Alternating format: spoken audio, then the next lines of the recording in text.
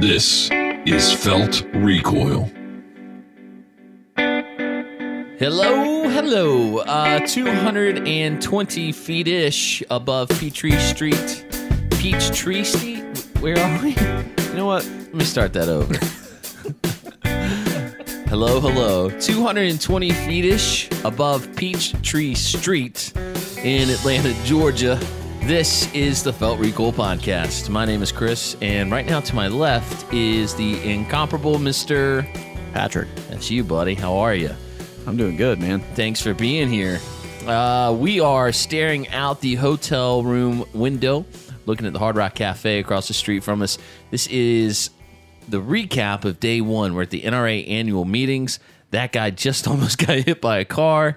Atlanta is so crazy. Who are you? If you're the type of person that aspires to move to Atlanta, please listen to me for just a minute. You have made a really bad decision with your life, and you need to change it as soon as possible. It's not that I hate Atlanta. It's just that Atlanta is horrible. It's a terrible, terrible place. There's a lot going on here, man. Can we just walk through our first hour in Atlanta? First of all of the highways have blown up. I don't know if you know that yet. All of them. But every highway here has exploded. So you have 1 million people trying to get into downtown Atlanta today, and every thoroughfare is completely blocked off. It's 1 lane in, 1 lane out. Rather crazy. But we made it to the hotel. Actually, that's the least of our concerns. It wasn't too bad. Sweet bit of ironic justice right in front of us today. We took the exit that we needed, and a guy cut us off. He did that whole, I'm going to stay on the highway right up until the exit, and you know how they make that wedge? I think he pulled I'm in Atlanta, I do what I want. Yeah, that's an actual thing here. They make that wedge on the left side of the exit with the white lines. You know what I'm talking about? Where when it's a 2-lane exit, if you're in the far left lane, it turns into a wedge of white lines, and he did the whole, I'm coming across the wedge, and he slides across in front of us, and we're like, okay, man, whatever. We're not going to be in a huge hurry here, and we're not trying to have, any problems while we drive. We just want to get to our hotel, check in, go to the show. And I kid you not, on my life, I wish we would have been rolling film. We're waiting at the red light. The guys in front of us had just cut us off, and he's going to save probably a solid 2 or 3 minutes. At least. Because he cut us off. I don't know what he's going to do with all his free time. Light turns green. Wham, bam, thank you, ma'am. Dude rams 100% into the car in front of him. He hit the guy in front of him so hard his back wheels came off the ground. It was amazing. It was so good because it's one of those things where when I see bad drivers, I don't know if you feel the way I do, Patty, but when I see bad drivers, I always think to myself, if I don't say it out loud, I hope they only kill themselves. Like, I hope whoever that is in their car, when they run off the road, I hope they smack a tree and not a small child. I hope they smack a boulder or the side of a mountain and not someone who doesn't deserve to die today. Rather, I hope their car hits whatever immovable object it's going to find, and they're the only one that perishes. Because quite frankly, we've probably saved a life at this point. So I don't feel bad when those people get hurt, and when that guy slammed into the car in front of him, and immediately the driver got out from the car in front of him, and everything seemed okay. I really had trouble not rolling the window down and be like, good job. I just want to say, good job. So, my favorite part was when he tried to flag down Homeland Security as if they were going to help him with his traffic incident. Yes. Here's some context. A Homeland Security video was behind us. President Trump is in Atlanta today. Quick side note, funny enough, we stopped off at the little convenience store across the street from the hotel, and they were running a local news story about what did they say? Like 8,000 people attended the show today. Something like that. Many thousands are expected over the weekend. But the caption on the screen read, Trump supporters arrive in droves, basically. And I said, that's funny because I didn't vote for the guy, and I'm not here to support him. I came here for the NRA. Like, it doesn't, just because Trump is here and he's speaking at an event that I'm going to, which, by the way, this is the annual meetings. So there's a whole trade show happening, if you would. It's not exactly a trade show, but it kind of is. Yeah, it kind of is. They're not selling to each other as you would expect a typical trade show. They're selling to you and me. that whole thing, that's the reason we're here. So, shameless plug, by the way, we did get our hands on almost everything that was on the wish list today. And so if you check YouTube and you search out Felt Recoil, there we will be. We saw the FN 509 and much, much more, which we'll get to in a second. But the point is, that's why we came. We came to see cool guns that we've heard talk about for the last many months. Mission accomplished. And yeah, we did see Trump Jr. If you go to facebook.com/Felt Recoil Show, you'll see how starstruck he was to meet us. And if you think that's a joke, it's not. Man, we have the proof. Super surprised to meet Felt Recoil Show. And I don't blame him. We're pretty cool people. And his dad kind of seems like there's still a coat hanger in his jacket everywhere he goes. So, I mean, it's probably like, oh, man, cool people. I want to hang out with them. And so it was a lot of fun seeing him. I did, full disclosure, I shook his hand. I said, thanks for what you guys are doing, because I do believe in the mission. I didn't say this to him, but I didn't really think your dad was going to do it. And I kind of think he's crazy. But, hey, all the best to you guys. I legitimately heard a guy ask him what he knew about the Hearing Protection Act and when he was going to get that done. Well, but to be fair to that guy, Trump Jr.'s been in all the Silencer Co. stuff with the Fight the Noise hashtag pushing. Pass this law, pass this law. And now Silencer Co.'s doing the whole, now wait a minute. How does it bill? We didn't mean it. How does it go? I'm just a bill. Yeah, exactly. Now they're going back to Schoolhouse Rock. This is how it becomes a law, trying to explain to everybody. So they kind of made their own bed there. Anyway, so that's kind of how we got to where we are. We are about 3 blocks from this venue where they're having it. What's it called again? The Georgia World Museum Center. It's the Georgia World Museum Center. There's two C's at the end. Help me out here, Hulon. Convention Center? Maybe that's it. Anyway. Wow. I don't think museum's in it at all, no? For the record. What's it called? Look it up. Tell me what it's called. I don't know what it's called. Okay, you don't even know. I don't even care. I really think it's like I don't have my phone on me. Okay, we're recording this by holding our microphones. My phone's across the room. I'm not getting up to get it, otherwise it'll be really weird. But anyway, here's the point. So it's down the street, about half a mile. We walked there, came back to the hotel once all was said and done, grabbed some dinner, and now here we sit looking across at the Hard Rock Cafe. So figured we'd recap all the cool stuff we saw. So let's start there. Let's go kind of in the order we went through the show today at the Georgia World Conference Constitutional Museum Center. We started at Springfield, and we saw the XDE. And let me replicate for you in full detail, mimicked 100% my exact reaction. Hold on.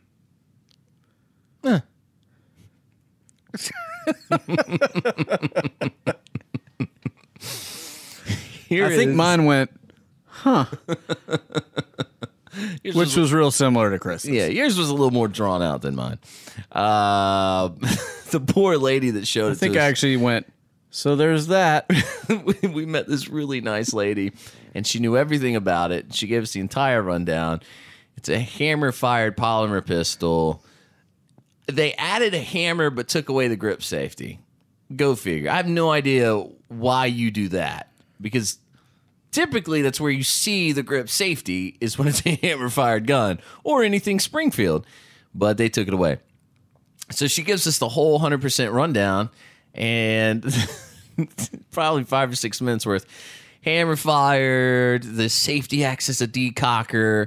The slide is now 27% easier to pull to the rear. And by the way, that's not a joke. That's exactly what they're selling it with.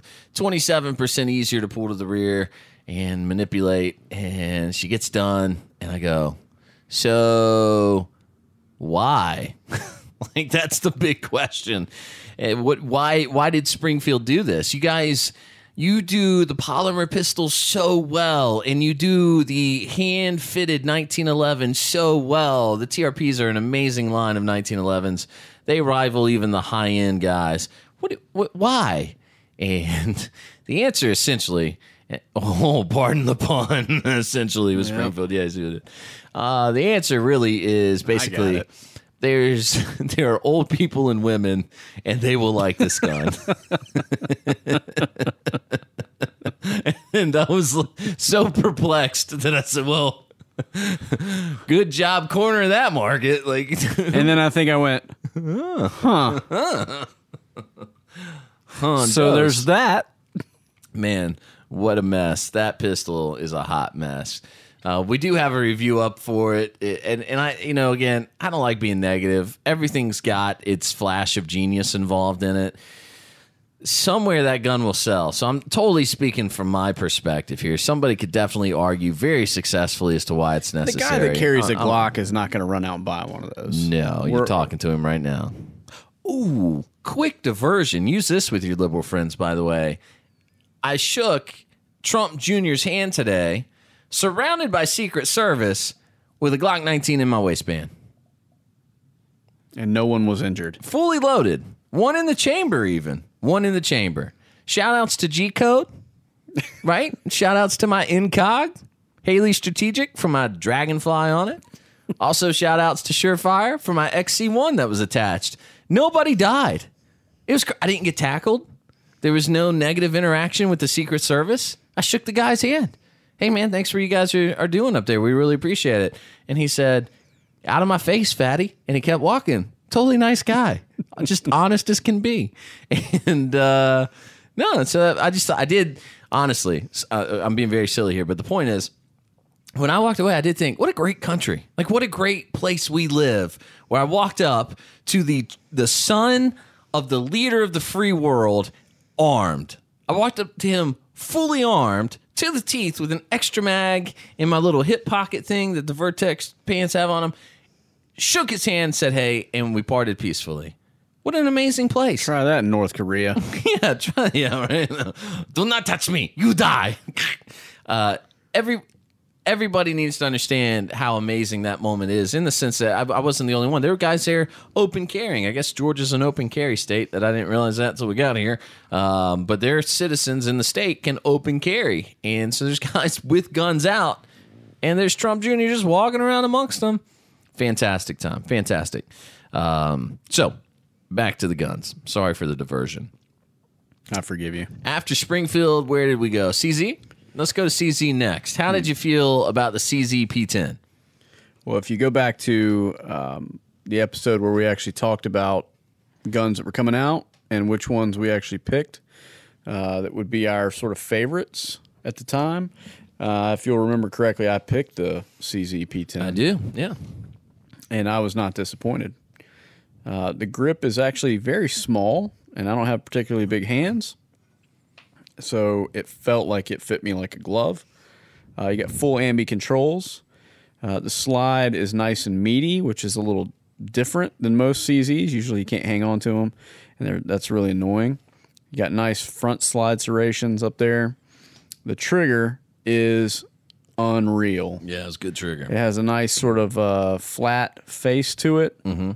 And I legitimately thought, as soon as I tried the trigger out, that they had swapped that out for an aftermarket trigger. And the rep there was real quick to point out that that was stock. They had not done a single thing to it, and that is exactly how it would ship. You did say when we walked away, sold. I did. I think that's a direct quote from you. Yep. Sold. Still thinking that after a full day there. Just curious. Well, out of 10, well, how sold are you on it? How sold was I right then at that moment? Well, 10. I was probably close to a 10. Yeah. But then where did we go right after that? FN. We went straight to FN. Which I'll interject another funny story here if you don't mind. John Correa was on the podcast a few weeks ago, and I really admire him, actually. I like what he does. I think he's just brilliant, good guy, and he was generous enough to come on the podcast, and I tried to keep my eyes peeled for him all day long. Never saw him. But when we got back to the hotel room, I started editing the video and got to our CZ video, and I'm editing that down, and we walk away from CZ, and I see this dude, and I go, holy moly, that's John Correa. And we literally walked right by the guy, and it's on film, which is great. But it also proves that I will die first because I don't pay attention when I'm walking around. All right, so we went to FN and saw the FN 509. If you're on Instagram, find us Felt Recoil Show on Instagram. You'll see pictures of all of this cool stuff. And I got to tell you, spoiler alert, we also saw the Hudson H9 today. You knew that was coming. And we're recording this 5 minutes till 11 o'clock. So we've had 5-6 hours away to think about this. Sure. I'm still undecided. I don't know if I would buy the 509 before I would buy the H9. There's a lot to be said about both. That's great. But I think you made the best point at dinner, Patty, where you said basically that 509 is going to be concealable and a carry gun that you can get away with every day. I'm not quite sure the Hudson will be. Maybe. It's not that the gun's not concealable. It's that I'm not the kind of guy that's going to conceal a $1,200 handgun. Sure. And carry that everywhere I go. But it's also much heavier. It is definitely, it's definitely much heavier. Full metal frame on the Hudson. Mm-hmm. Real nice grips. But we'll get to that. 509. What'd you love about it? It's a subtle change over the FNS9, which I love. It's a super fun gun to shoot, and I think the FNS9 is really accurate right out of the box. I like the profile of the slide. It's very similar to the CZ. And you also get the front slide serrations there. So I like that a lot. Feels really good in the hand. Again, me not having big hands, they actually took a little material out near the top of the grip. So you have a little bit less length of pull. And I think it actually makes the gun sit better in the hand. Trigger, very similar to the CZ in that it's very crisp, very light. It doesn't have that sort of flat trigger. It has a more articulated trigger, similar to the FNS9, but I think it feels great. Reset is great on that one as well, as was the P10. Can't say enough good things about the reset on both of those. It just seems like a little bit beefier, well-made maybe than the CZ. Yeah. So, and that's not to take away from the CZ. I still like it a lot. But the FN seems like it's all business. I think maybe I've made this comparison before, but the 509 is much like sitting in a quality automobile. If you get in a high-end BMW or Mercedes, just being in it and experiencing the automobile, you know. We got some music bleeding in through the window here. Sorry. Got distracted. You know when you're sitting in that car that you're in a high-end luxury vehicle just by being there, just by the inside, the interior. There's just something about being around it. You pick up this sixth sense where you go, you can tell all of this is very well crafted, very well done. That's how I feel about the FN. You pick it up and it just feels like quality. And I think, correct me if I'm wrong here, but it's one of the few that we saw today where there's just nothing else to do to it. Like, I wouldn't send that gun off to be stippled. I wouldn't send it off to have slide cuts done on it. Nothing like that. Although I've seen agency posting stuff on Instagram, and it looks great. Don't get me wrong. Maybe Apex has a trigger out for it as well. And maybe one day you go that route. But off the shelf, and to compare it to a Glock like everybody does, or even the Springfields, compare it to an XD, XDM, or a Glock 19 or 17 or whatever the case may be, those are guns that you buy, and one of the first things we all do is improve that trigger somehow. I gotta find a way to improve this trigger. If Springfield could get on board with the FN style triggers, they'd probably be a much higher competitor than they are now. They just have a very slacky trigger, if that makes sense. There's a lot of movement in their trigger, but I love their guns. Their guns are super accurate. All of that is to say, I felt like the 509 was the one gun I picked up today where I was like, this gun is all the way there. There's nothing to be done. Well, alongside the H9. The H9 was the same thing, which is where we went next. go over to Hudson, pick that gun up, and you're like, there's really nothing to be done here. It is a little heavy. Well, I don't think that's fair, though. It's heavier than the FN, Sure. for sure. But, I mean, you're talking... I don't think it's any heavier than a full-frame 1911, though. I think it's much lighter than Sure. a full frame. It's much lighter than my TRP, for sure, right? I can't decide because of the price. The price is what makes me hesitant to say which one I would buy. MSRP on an H9 at $1,200, but you're buying a revolutionary firearm. This is the only thing, and I told this to the people at Springfield that we talked to. They said, what else have you seen that you liked? I said that we saw the H9, and they said, well, how'd you feel about that? And I said, it's the only thing I've seen here today. And again, there's probably something else over there, but this is just in today, the few hours we had after arriving, that was truly 100% innovative. That was my favorite part of the day, was when Chris told the bigwig at Springfield that no one in the building has innovated except Hudson, as we're standing mere feet away from the XDE. Nothing innovative about it. I mean, you made a SIG 229 in a polymer frame. Good for you. Like, what do you, what do you want me to do? You're not innovating. And again, I love Springfield, and I got nothing against them. It's kind of, and we've made this joke before, you can't release a new gun, or you can't make a release and say this is a new gun, and it's simply the same gun in a different color. You can't. Wait, what? Right. And it's, but that's what we do. And it's not fair to say, here's our new gun, and it has front slide serrations. We didn't even, Glock, what were you thinking? What were you thinking, Glock? We didn't even stop at the Glock booth today. I carry a Glock 19 every single day. I love my Glock 19. My Vickers 17 is probably close to my favorite gun I own. And we didn't even stop because Glock sent the email that said, hey, you want to see our new Glock? Here it is. It's the same Glock you already own, but we cut the slide up front with front slide serrations. Stop. You're patronizing me. You think I'm a moron, and you think I'm going to run out and go, well, wait a second. I got to have them front slide serrations. But I'm betting there's going to be a lot of people that do. The same people that run out and buy the XDE. Yes.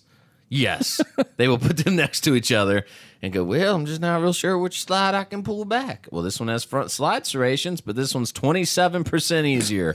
Well, let me see then. And then they'll start, Decisions. Can you hold my cane up while I try?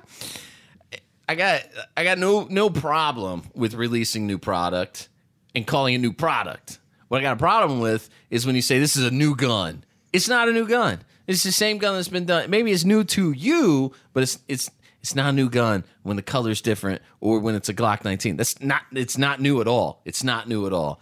And so that drives me up a wall because I get hyped.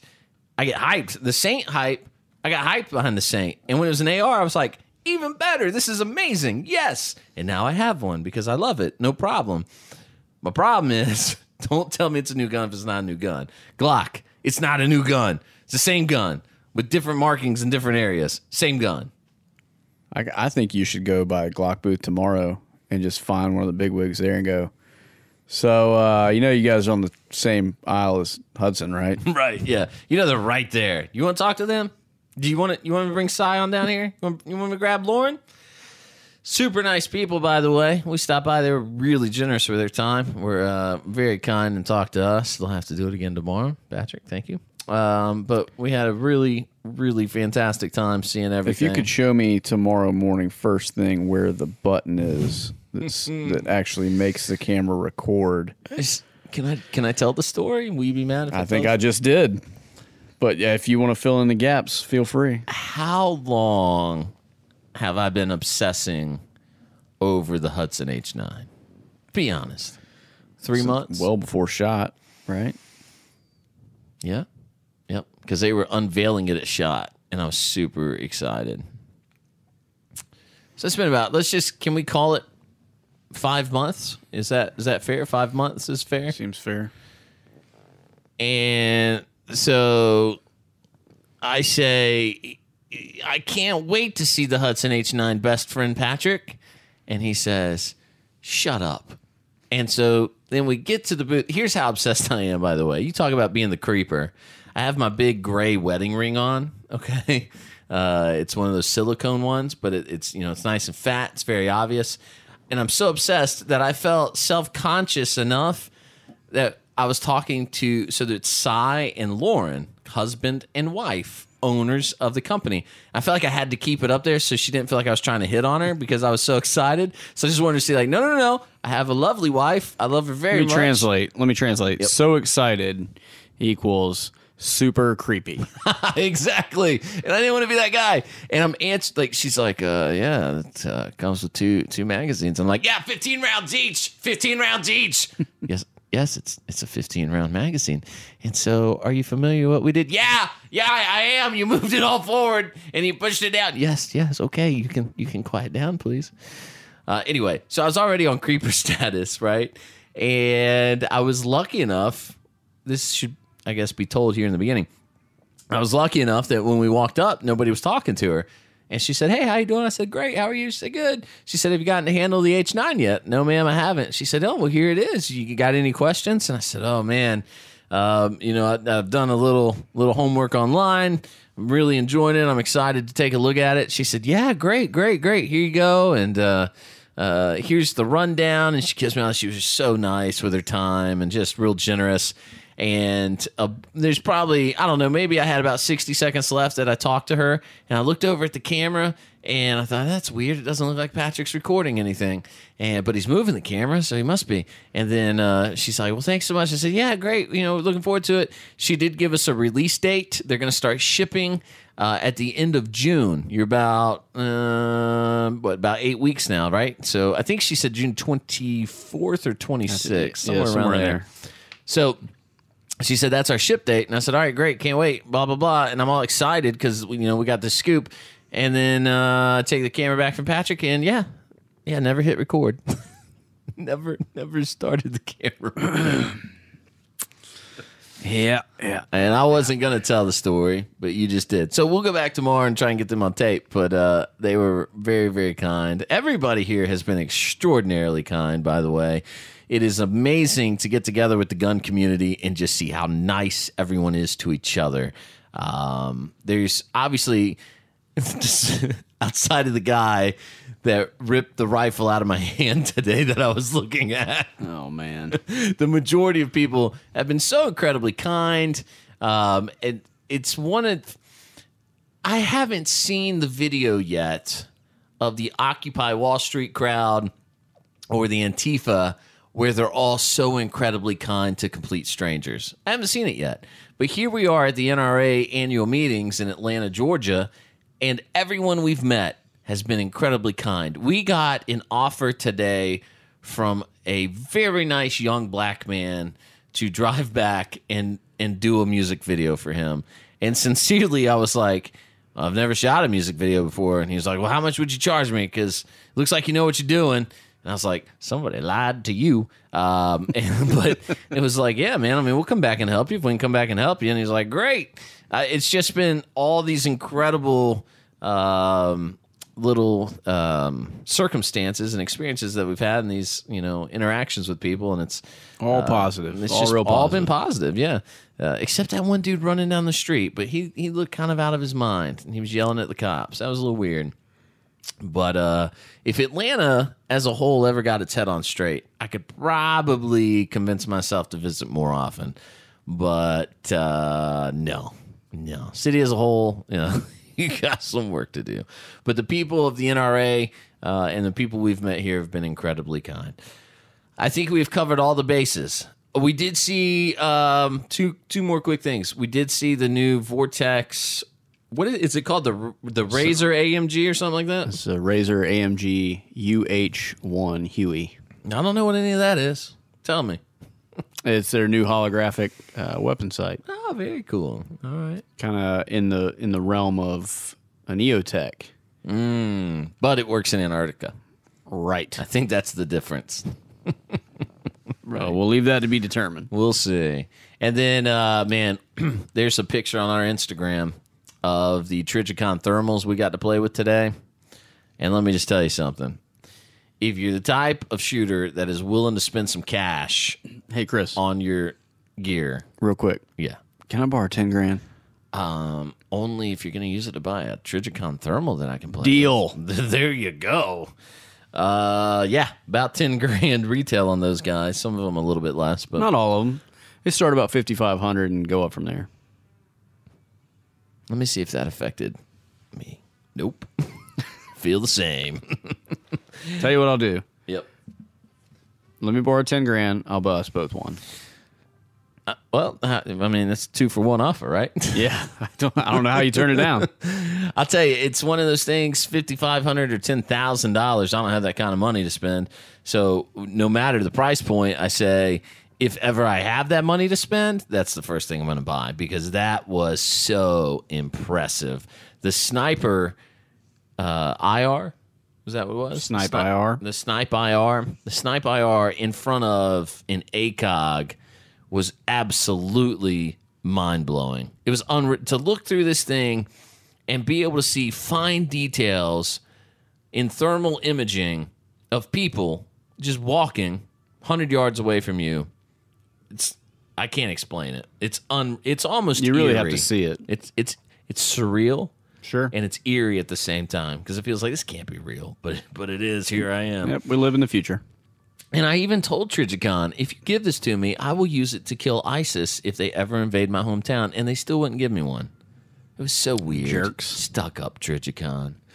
All right, we'll come back tomorrow night, okay? We're going to try and run some fun people down. Remember, on all of the social medias, we are Felt Recoil Show. And if there's something you want to see, tell us. And we'll go find it tomorrow. We'll put a little video up and maybe some audio for you as well if we can talk to whomever it is showing it off. Okay? You can also email Chris with a K, by the way, KRIS at feltrecoilshow.com. And Patrick, common spelling for a common guy, at feltrecoilshow.com. We'll check in with you again tomorrow night.